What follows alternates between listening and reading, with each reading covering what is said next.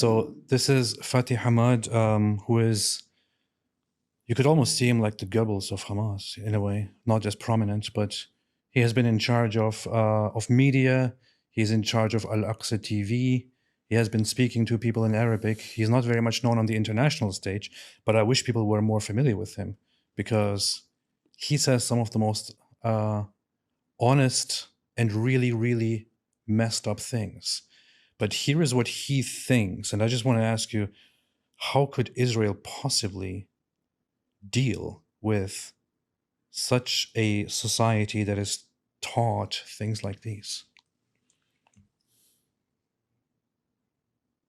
لنتطلع إلى أمرين مهمين نحن قاب قوسين أو أدنى منهما.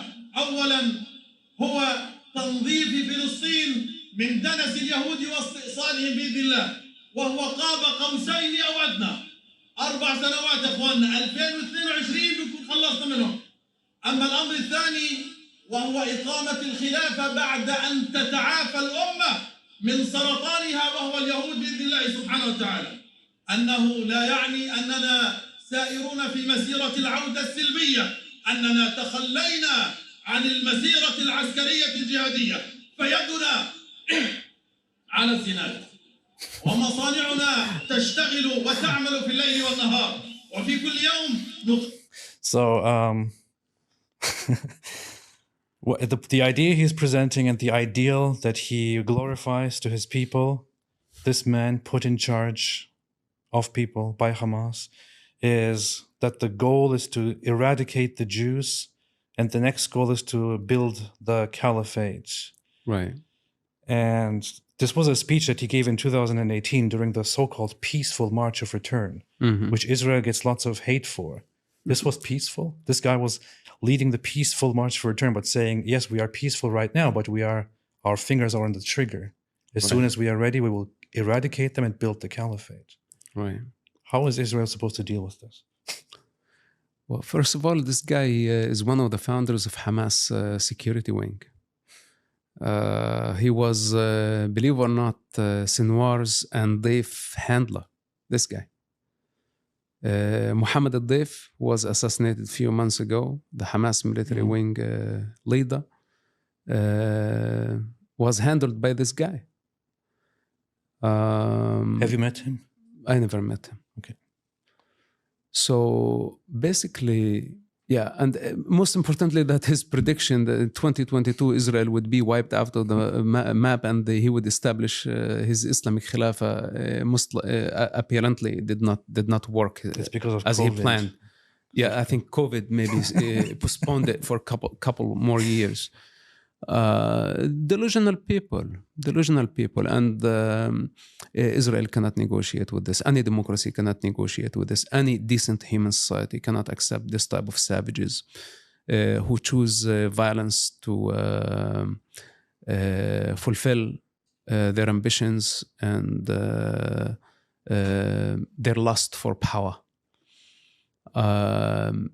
And when any democratic society or actually any human community, when they reach the point where there is lunatics like this, outrageous, who want to kill, who want to destroy, thinking that they have the perfect model, a failing model, by the way, proven wrong, proven a dead end, and they just want to repeat it out of curiosity to see what will happen when they become the rulers of the universe. Then any society, not only Israel, has no choice but to fight. And the use of force in this case is totally acceptable and justified. Do you think most Gazans or Palestinians, do you think half or most agree with what Fathi Hammad said here? Most of the Muslim world agree with him. Really, really messed up. So there is a lot of talk about what Israel would do with Gaza after they are successful in eliminating Hamas, which seems to be an endless mission, to be very honest. But it's just lots of Israelis have this whole concern that even if they annexed the land and the people were part of the land, they would slowly have to be integrated and they would have to become citizens. They would have to vote. And if you give people who have such thoughts the chance to vote and to become part of your society, it's basically suicide. They want to destroy Israel. They want to eradicate the Jews. Right. How can you give them this opportunity? So what do you think Israel should or needs to do in the long term to deal with this and to, eliminate the threat, to get rid of the threat, and to establish a prospering society without being constantly fired at? It is a big problem. And I really don't know what is the solution, but war. I'm afraid war is the only way towards peace in this case. Because when people are determined to annihilate other people for no reason other than a promise in the future or a promise made in the past by someone we don't know if he or she ever existed, and we are still hoping and trying to do everything we can to fulfill that promise, there is going to be war. And I'm afraid only war that can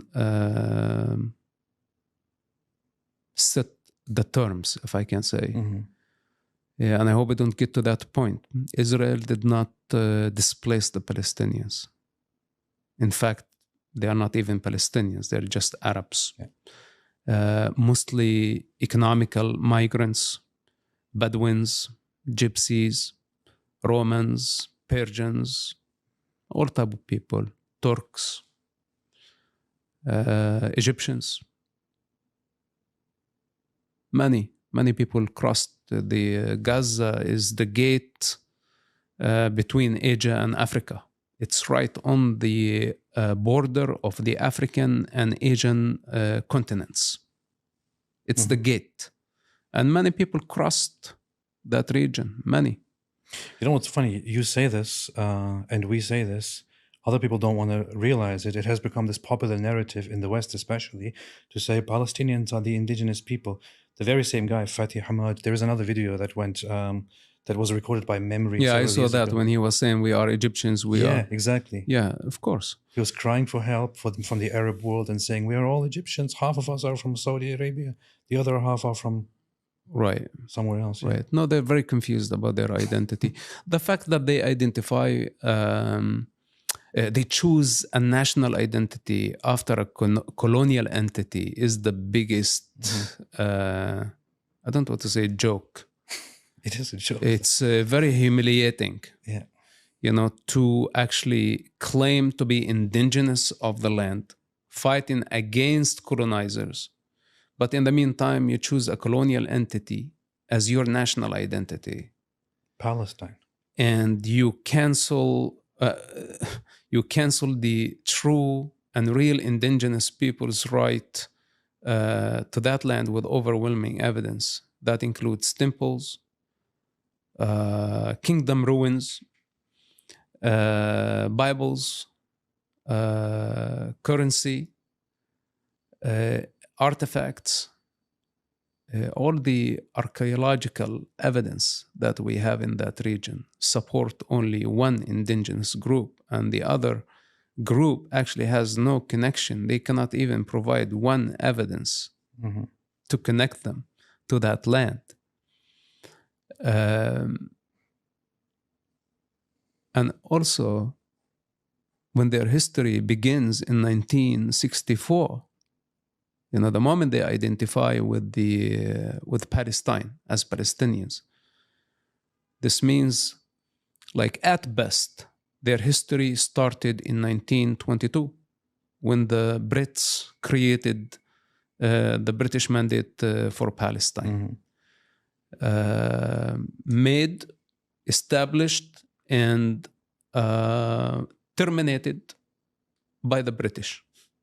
So even if Palestine, They choose to have monopoly over Palestine. And if this is true, this means that they started in 1922. And prior to that, they did not have any existence. Yeah. So it's total ignorance. It's insanity. They don't know their own history.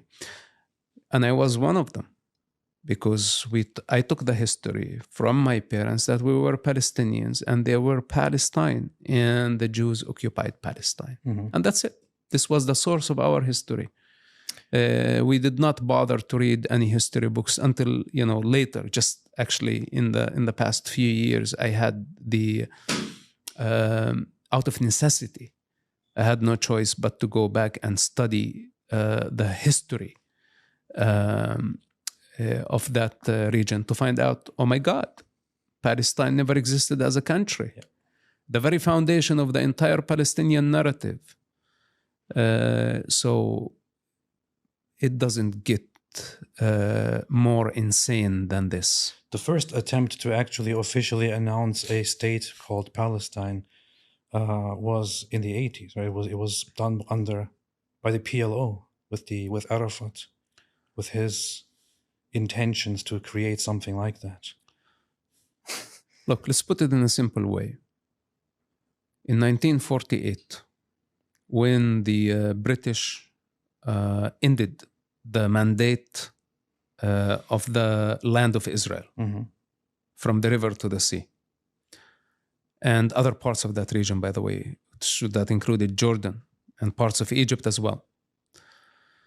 When they ended their occupation, the Arabs and the Jews had equal opportunity to establish their own state. The partition, which was proved by the United Nations, gave the opportunity to the Arabs to build their state. There was no such thing as Palestinian people at that time. Or let's say Palestinian as ethnic group, because they were Palestinians, but this was Jews, Druze, Christians, Arabs, many other ethnic groups who were given Palestinian passport. But who issued this passport? It was the British Empire. Now, the Arabs... There's something very... It's important. Sorry, Let me finish. Go ahead. The Arabs had equal opportunity, 1948, to declare their independence. The Jews, when they had the opportunity, they declared their independence, 1948. Yeah. But the Arabs refused to declare their independence. Instead, they declared war against the Jewish people. 40 years later, in 1988, Yasser Arafat declared the Palestinian independence. 40 years later. Yeah. Now, the problem where people don't understand, in this 40 years, many major wars changed the map and changed the reality on the ground and made things irreversible. And to come 40 years later, or even today, 70 years later, 76 years later, and demand the 1948 opportunity. How can I give you that? Who has the power to reverse the wheel of time and all the tragedy and all the suffering of people on both sides, and the memories and the pain and the killing and the bloodshed? Who has that power to be able to erase all that and bring us back to 1948, where so the Arabs can enjoy the privilege of 76 years of forgiveness for all the violence that they have committed against their own children and against their neighbors? Nobody has that authority. Even if I have that authority, I would never give it as a reward to the Palestinians.